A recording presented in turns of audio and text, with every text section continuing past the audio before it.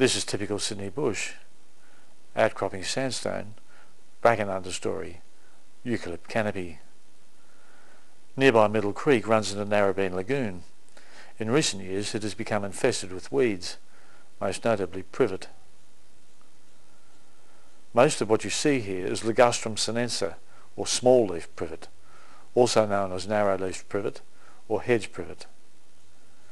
In New South Wales, 3 species of privet, small-leaf privet among them, have been declared Class 4 noxious weeds. So these plants are supposed to be managed so as to reduce their numbers, spread and incidence. Flowering and reproduction must also be continually inhibited. For the purposes of this film, we are concentrating on small-leaf privet. Small-leaf privet is a common multi-stem shrub 3 to 5 metres high. It's found in moist, nutrient-rich areas and it's hardy, evergreen and fast-growing. Masses of heavily scented, tiny, white, tubular flowers occur in drooping sprays in spring. Bunches of distinctive small round purple-black berries persist into winter and even into the following spring, as you can see here. Mature privet plants can produce up to 10 million seeds each growing season. Masses of seedlings will germinate in ideal conditions, up to 100 per square metre, and they'll survive in low light levels while waiting for a disturbance to the shade canopy to stimulate growth. Privets are estimated to live for 50 to 100 years, but suckering around the base of old plants makes them potentially far longer lived. So when you treat the plant, it's important to get it right the first time. Privet seeks out the more fertile soils of gullies, creek lines and rainforest edges, shading out native plants so as to inhibit their growth. Privet is highly invasive of gardens and bushlands and has no natural enemies. Privet fruit doesn't even need to go through the gut of a bird to germinate, and it doesn't need to be fully mature. Even green fruit will germinate. In fact, 99% of all privet fruit germinates. There are no introduced biological control agents available for privet control in Australia. I'm looking for a privet and I think I found one here. This is a small leaf privet. I'm going to show you how to deal with this privet by frilling it.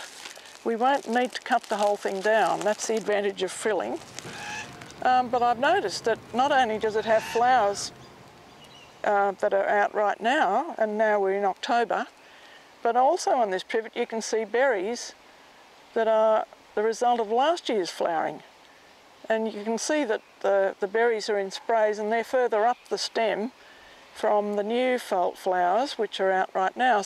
And as you can see, there are quite a lot of berries here. They get eaten by birds and spread around, but most of them will just drop to the ground and they can germinate in huge numbers.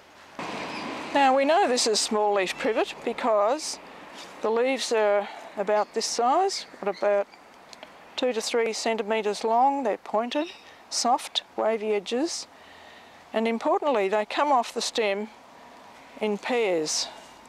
Every leaf has a matching one on the other side of each stem. Sprays of flowers on the ends of the new growth. These flowers are white when they're fresh. They have 4 little petals and they go brown, and if they've been pollinated, these bluey black berries are the result. The blue black berries are a bit smaller than a pea, a small pea.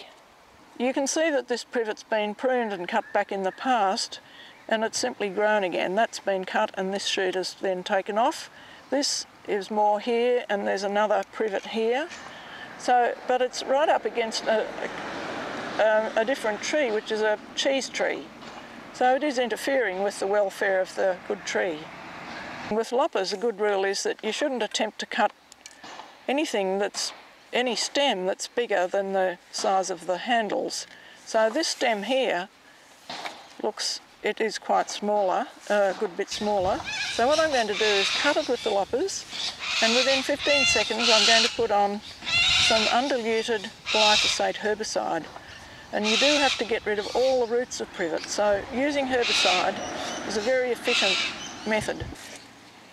It's quite hard wood.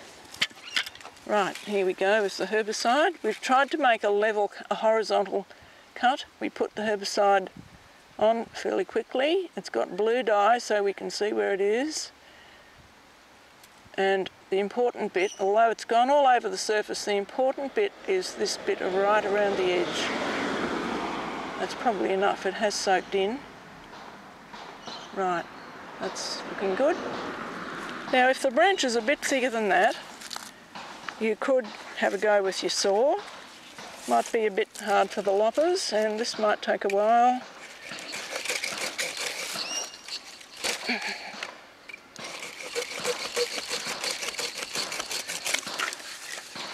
On with the herbicide again. There's another stem here that we could use the loppers on, like that. We'll pick up all our branches shortly. We've done that one. Now this one is a bit fiddly because it's right close to that cheese tree stem, so I'm doing it up here a bit higher. It's not ideal, but right, we'll do that one. Right. On closer inspection, we see that this whole area here is where the privet's been cut down some time long ago, and that you can see what a big bush it was and how ineffective the cutting down has been. I mean, this is just a re-sprout, and so is all that. I was wondering just what that is. What we want to do is make sure we are killing the right thing. We don't want to kill the cheese tree. So I was looking around to just check that all these things are bits of privet, and I'm pretty sure they are. And there's a lot more around the other side that we should also deal with. Now one thing you can do is just make cuts on the surface of the roots like this, so that you expose the living tissue, and this is called frilling. Excuse me. And we need to do quite a bit of this, probably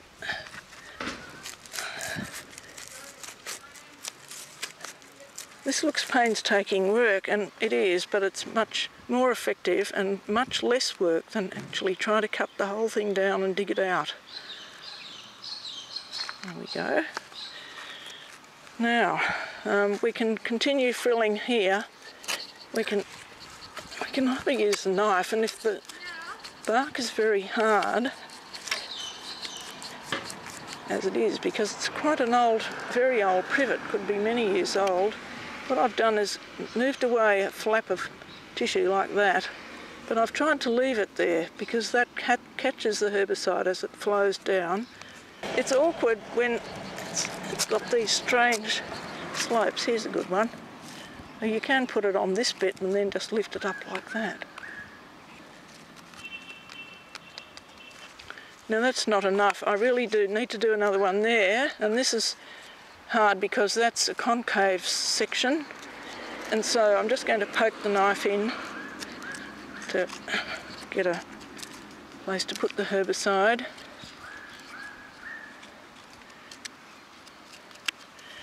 This method's quite effective on privet.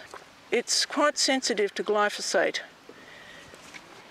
You might think ring barking would be a good idea, but it wouldn't be, because below where you make the cuts, the tree will sucker and it will send up many, many shoots.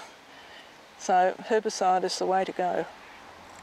Now we're round the back of the privet now, and it's awkward and might be hard to use the knife just here. So one way you can make an opening to put the herbicide in is to make some cuts with your saw. Now it looks like this is the old stump, and you can see that that wood there is dead anyway, so we won't worry about that. The living part is where you need to make the cut, and this bit here.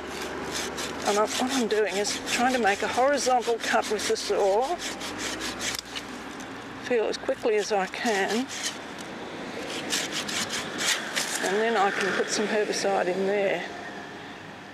I've made a cut deep enough to expose that living tissue. I've got below the deadish bark. And if I make a few cuts like that, leaving space in between so as to avoid ring barking, that should work.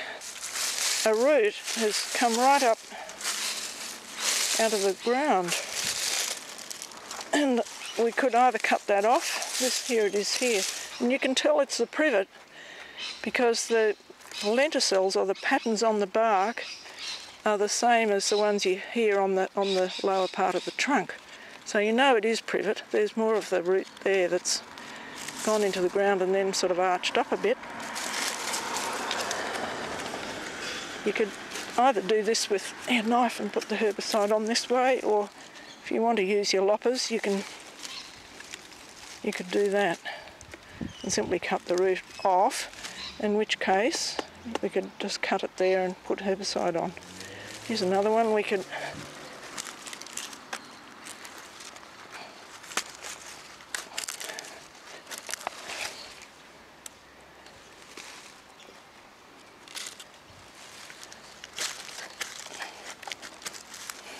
It's a good time of year to do this because the privet's growing very actively. The soil is very moist.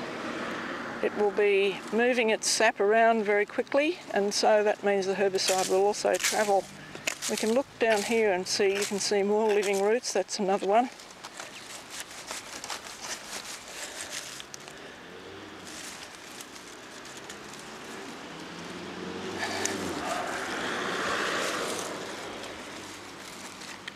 This is a good one because it's going to make a sort of hollow for the herbicide to settle in.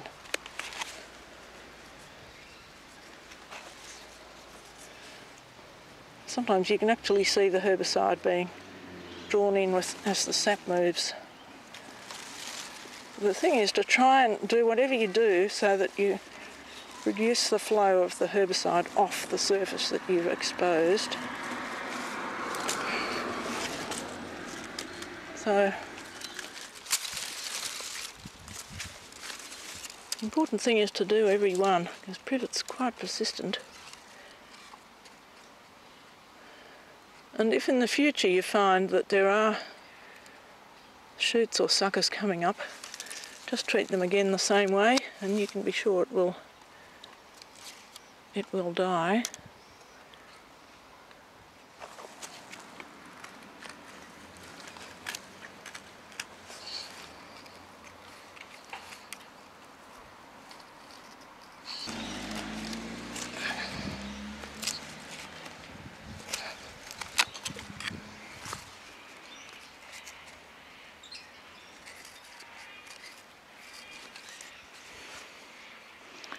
Now, getting rid of this privet will allow the cheese tree to grow much better without the competition from this weed.